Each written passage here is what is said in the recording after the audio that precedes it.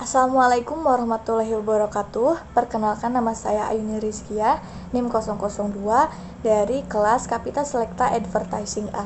Pada kesempatan kali ini saya akan mempresentasikan hasil paper saya mengenai media sosial dan ruang intim di Yogyakarta dengan judul Julid dan Solid, sebuah dialektika konten di akun Instagram Jogjates sebagai ruang promosi dan rekomendasi tempat kuliner di Yogyakarta. Hadirnya ragam media sosial seperti Instagram, Twitter, Facebook, bahkan YouTube, dan masih banyak yang lainnya turut menggeserkan para pelaku kreatif di dunia konvensional beralih ke sarana digital untuk mempromosikan atau untuk sebagai media komunikasi pemasarannya. Nah, akun Instagram @jogjates ini merupakan satu dari banyak akun yang menawarkan jasa promosi dan ruang referensi kuliner di Yogyakarta.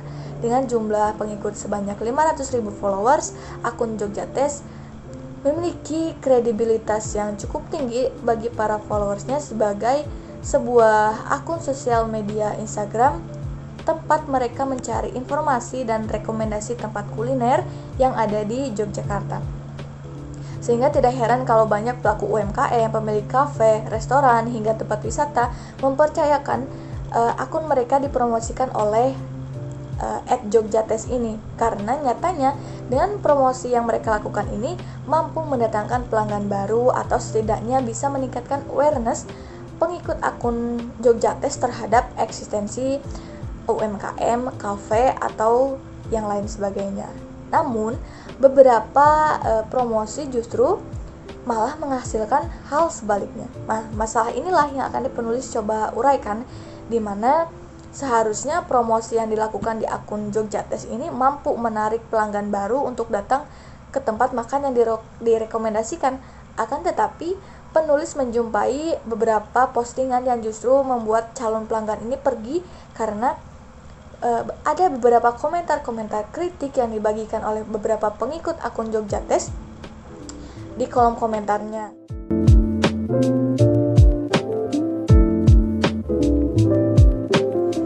Instagram adalah salah satu platform media sosial yang paling banyak digunakan oleh penduduk atau masyarakat di Indonesia.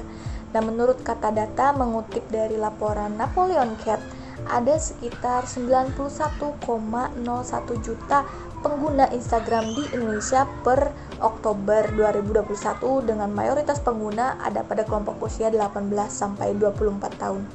Sehingga menunjukkan bahwa Instagram bisa menjadi ladang menggiurkan untuk tempat promosi atau beriklan apabila strategi komunikasi yang kita gunakan itu tepat dan efektif.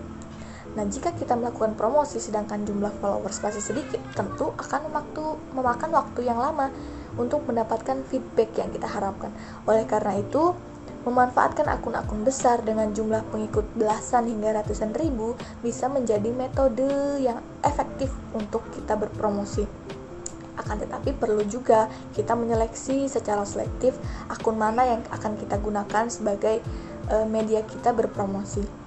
Nah, akun Instagram Jogjates menjadi salah satu akun promosi yang banyak diikuti, khususnya bagi orang-orang yang mencari rekomendasi tempat kuliner di daerah Yogyakarta.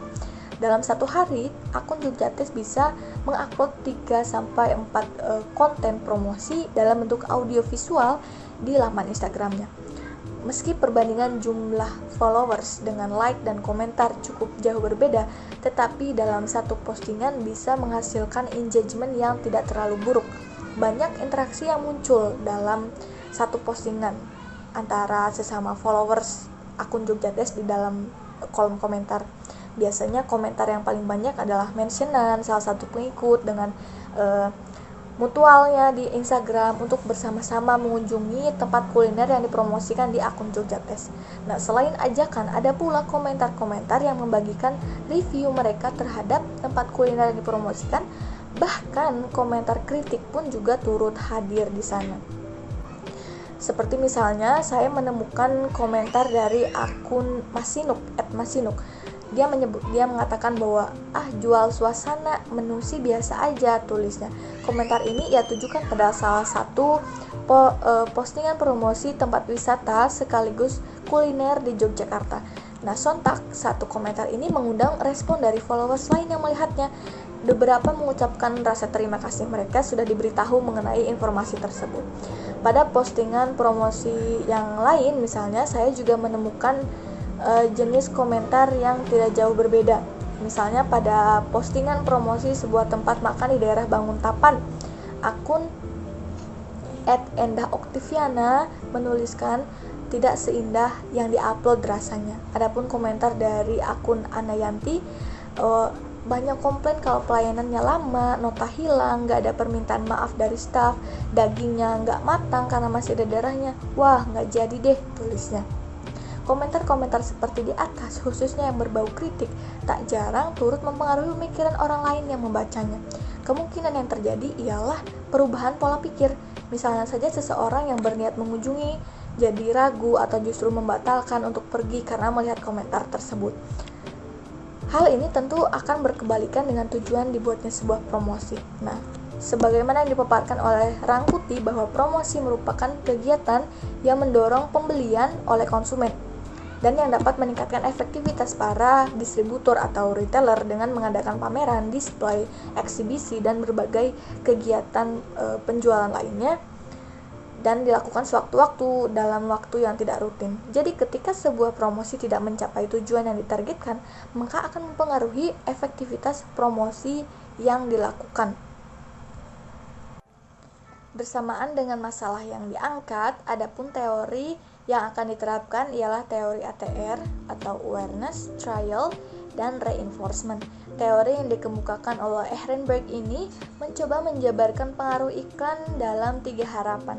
Yang pertama, membangkitkan pemahaman audiens bahwa produk yang dibutuhkan itu ada, yaitu awareness, menggugah pemahaman bahwa pengaruh iklan harus kuat agar audiens langsung mencoba, trial, dan memunculkan peneguhan bahwa iklan bisa membuat audiens memberikan sikap positif terhadap produk, atau reinforcement.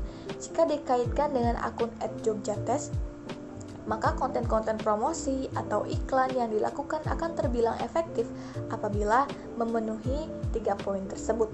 Mulai dari bagaimana konten tersebut membangkitkan awareness pengikut akun Jogjatest terhadap tempat kuliner yang dipromosikan, lalu menggugah pengikutnya untuk take action atau trial, hingga menghadirkan feedback positif terhadap produk yang dipromosikan.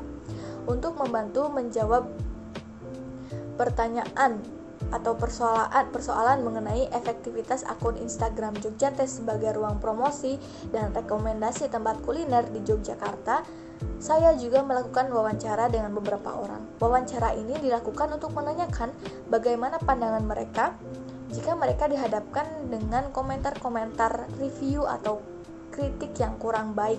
Apakah mereka akan tetap mencoba mengunjungi tempat kuliner tersebut atau tidak?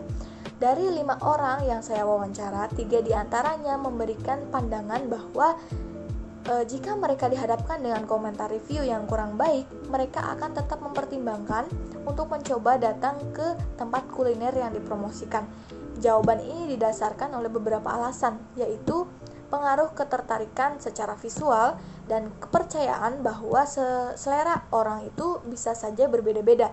Dengan kata lain, mereka tetap akan mencoba datang ke tempat kuliner yang dipromosikan hingga mereka bisa menilai sendiri apakah makan tersebut enak atau tidak. Sedangkan 2 orang lainnya menyatakan jawaban yang berbeda, yakni komentar review bisa sangat mempengaruhi pandangan mereka. Jadi mereka memilih untuk tidak mencoba mengunjungi apabila ada review yang kurang baik.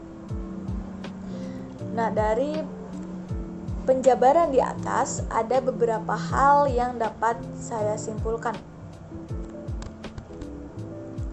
Pertama, akun Instagram @jogjatest memiliki efektivitas yang cukup baik untuk ruang promosi karena hampir memenuhi 3 poin dalam teori ATR, yaitu konten promosi yang dibuat mampu meningkatkan kesadaran terhadap tempat kuliner yang dipromosikan.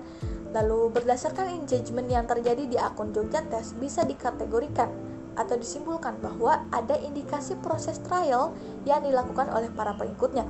Sedangkan untuk poin reinforcement, tidak semua konten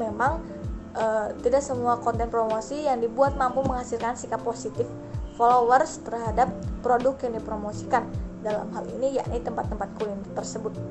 Yang kedua, kesimpulan yang kedua yaitu hasil wawancara menunjukkan bahwa tidak semua orang akan terpengaruh oleh komentar review, terutama komentar yang kurang baik. Beberapa di antaranya akan tetap mempertimbangkan keputusan untuk mendatangi tempat kuliner yang dipromosikan.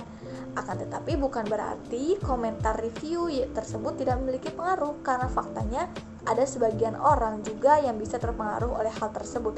Apabila jangkauannya lebih luas atau lebih besar lagi, maka perlu dicari akar permasalahannya agar menemukan solusi yang tepat, sehingga promosi-promosi yang dilakukan bisa lebih efektif lagi. Mungkin itu saja yang bisa saya sampaikan. Mohon maaf apabila ada salah-salah kata ataupun penjabaran yang kurang tepat. Sekian, terima kasih. Wassalamualaikum warahmatullahi wabarakatuh.